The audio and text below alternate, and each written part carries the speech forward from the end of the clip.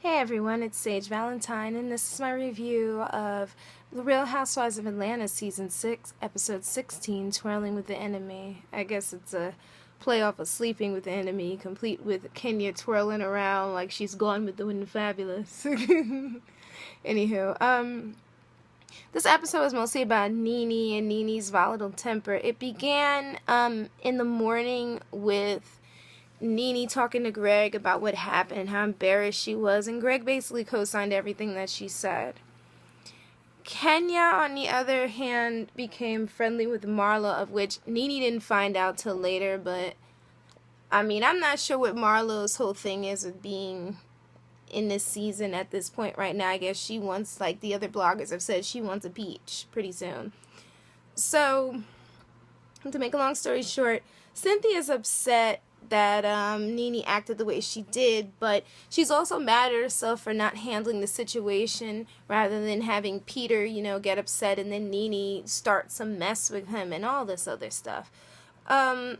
Cynthia decides to throw a party for Peter for his birthday, and it's a nice little party, although she was a bit taken aback by the white men who walked in there, and they were basically the band that she hired, and she wanted men with dreadlocks, I guess, so it looked like a Rasta party. I don't even know what she was looking for, but anyway, the party went off basically without a hitch. The party seemed like it was okay. I'm not going to say much about Portia and that part in the play, because I think whatever everybody's been saying has been said, and yeah, it's really not that important. The one thing that pissed me off about the party was that, well, it was actually two things, but the main thing that pissed me off is that Nene didn't come in early.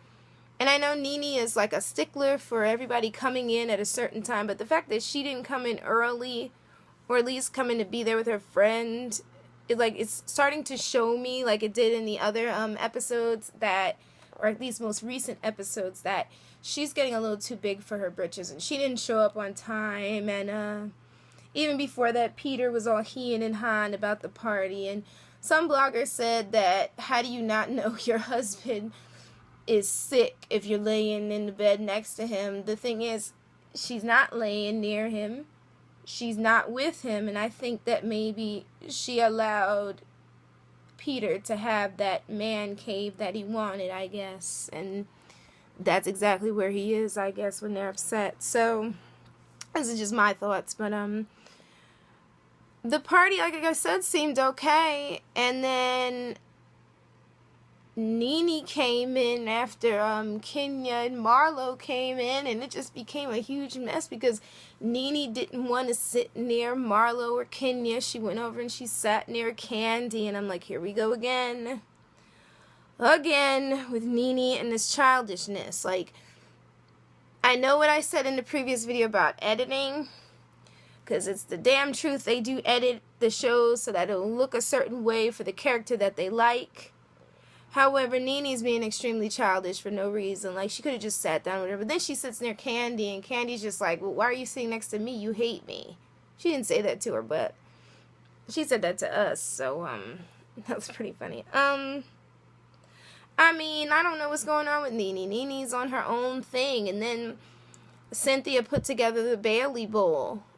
And for whatever reason, Nene showed her behind there. Like, everyone was having a good time. Everything seemed so great. And then here she comes.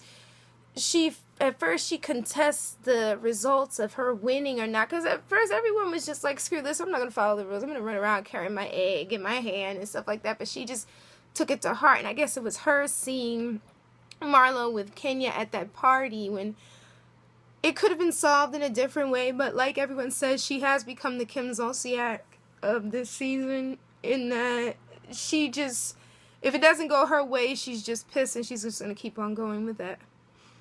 So,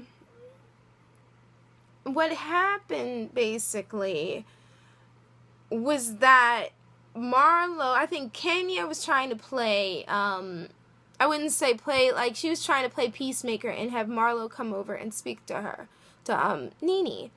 Nene just, like, got all upset and walked away and threw her a water bottle, and it was upsetting. But I think the one thing that, because people were wondering, like, you know, they were saying, you know, that the episode was setting it up to whereas Marlo would be, like, the calm, peaceful, looking up to Nene like a sister, the whole thing like that. And, it just seemed, like, really childish and petty, and it was just, like, if, once again, this is another example of Nene being taken to a certain extreme by other people, or should I say, allowing herself to be taken to another extreme. And it's pretty crazy because it's like she was so pissed off at, you know, Kim getting upset at things or Sheree getting upset at things. It's like she's taking their place in this, and it's crazy. It's like, how old are you, like 40 something, and your grandmother? Like, dude, grow up. And then it was just the thing with Marlo, and like I can understand why Marlo was upset because all the other bridesmaids were on that team. And who the heck was that? Can someone answer me this question? Hopefully you answer me in the comments. I know where Monique was, but who was that woman instigating Nene? And that's what really started this. Like, Monique said something to her, but it was this other woman with this long, blondish brown ponytail. And if you watch the episode again, you know what I'm talking about, because Monique was on her right. But this other woman was, like, next to him, and she was just pushing and pushing and pushing. Who was that? Because she started Nene as well. And I'm glad that they pulled Nene out of there so she didn't act up. But she just took her, she took her battery pack off, and she took her microphone off, and she threw it, and it just completely ruined the whole thing. And it ruined the event, and it was upsetting. And it was like, I mean, I'm sure that we're over this because, like, we live for the drama. Because I know I like it when they kind of hash it, get everything out on the table, then they start getting upset. But it's to a point where it's like, someone should have told Nene something about reality. Like I've said before, you're up here at a certain point, and then you're down here. And apparently on social media and on these different blogs, they're saying that Bravo's trying to push Kenya to be the A Spoon Coon in this, or the A#1 HBIC. So I'm not sure why she didn't see this, but definitely she should have seen this coming. She definitely should have. I'm not sure why she didn't see it, but she definitely should have seen this coming, definitely. And it's just, I mean, especially after what she did in the first couple of seasons, like, when you become that much of a diva, they find, these networks find ways of just pushing you off of here. Because they're like, you know, we have you as a diva, we can have somebody else here as a diva as well, like, we don't need you. It's sad, but unfortunately it's the truth. That's the way things go. But, it's ridiculous. And now for some reason, Kenya's thinking of putting together another trip. These girls have not learned from these trips at all. It's like every time they have a get-together, an ice cream social or something comes up, somebody gets mad, and it's a whole big mess. And it's just, it's crazy. It really is. And I'm just like, I don't know what to do, man.